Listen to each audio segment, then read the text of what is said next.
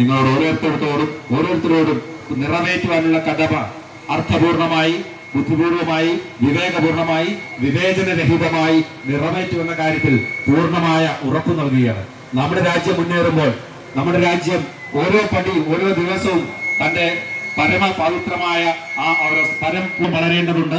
ആ വളരേണ്ടതിന്റെ ആക്കം കൂട്ടുവാനായിട്ടാണ്, അതിന്റെ വേഗത കൂട്ടുവാനായിട്ടാണ്, അതിന് കൂടുതൽ ഊർജം നൽകുവാനായിട്ടാണ് നിങ്ങൾ ഓരോരുത്തരും ശ്രീ PG ദിനേശിനെ വിജയിപ്പിച്ചത് എന്ന് ഞങ്ങൾക്ക് വളരെ കൃത്യമായി അറിയാം.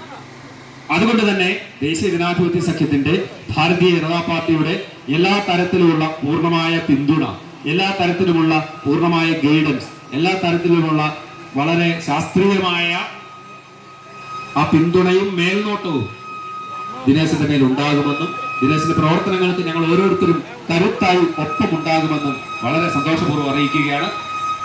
നമ്മുടെ പ്രിയങ്കരനായ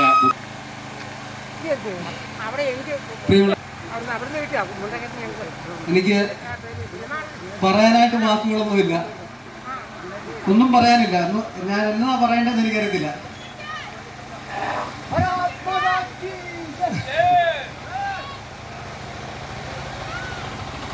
നന്ദി എന്ന 2 വാക്ക് പറയാനൊന്നും അങ്ങനെ പോലും എനിക്ക് തോന്നുന്നില്ല. കാര്യം ഒരു നന്ദി എന്ന വാക്കിൽ ഒതുങ്ങുന്നതല്ല. ഞാനിപ്പോ രാഘവന്റെ അടുത്ത് കരയിച്ചപ്പോൾ രാജന്റെ അടുത്ത് കരയും. ഞാൻ ഒരു വിധത്തിലാണ് ഞാൻ കരച്ചിൽ പിടിച്ചു നിർത്തിയിരിക്കുന്ന കാര്യം.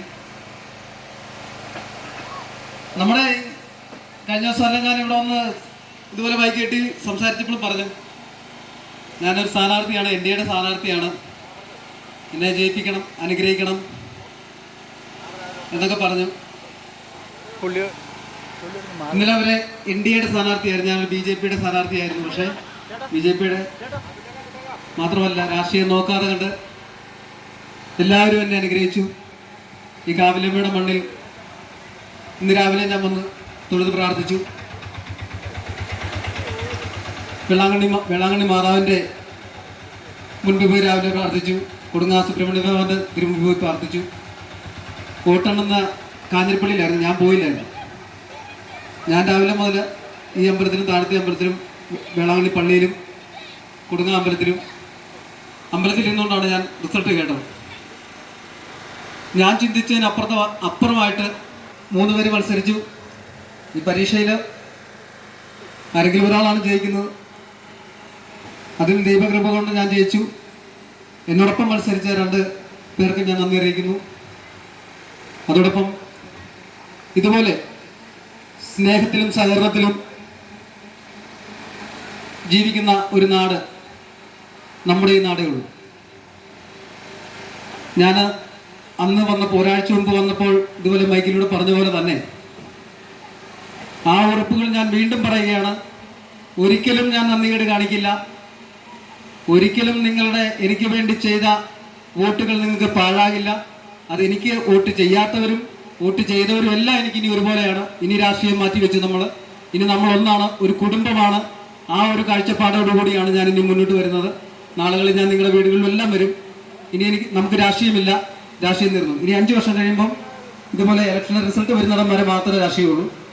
ഇനി രാഷ്ട്രീയമില്ലാതെ, ജാതിയും മതവും ഒന്നുമില്ലാതെ, വർഗവും വർണ്ണവും ഒന്നുമില്ലാതെ, ഞാൻ പറഞ്ഞ പോലെ തന്നെ ഒരു കുടുംബമായി നമ്മൾ മുന്നോട്ട് പോകണം.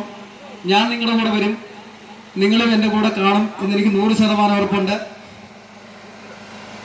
എന്നെക്കൊണ്ട്, ഞാൻ അന്ന് പറഞ്ഞ പോലെ തന്നെ എന്നെക്കൊണ്ട് പറ്റുന്ന പോലെ എന്തെല്ലാം ചെയ്യാൻ പറ്റുമോ അതിന് ഞാൻ കൂടെയുണ്ട്. ഏതൊരാവശ്യത്തിനും എപ്പം വേണേലും ഏതൊരാവശ്യത്തിനും എപ്പോഴും വിളിക്കാം.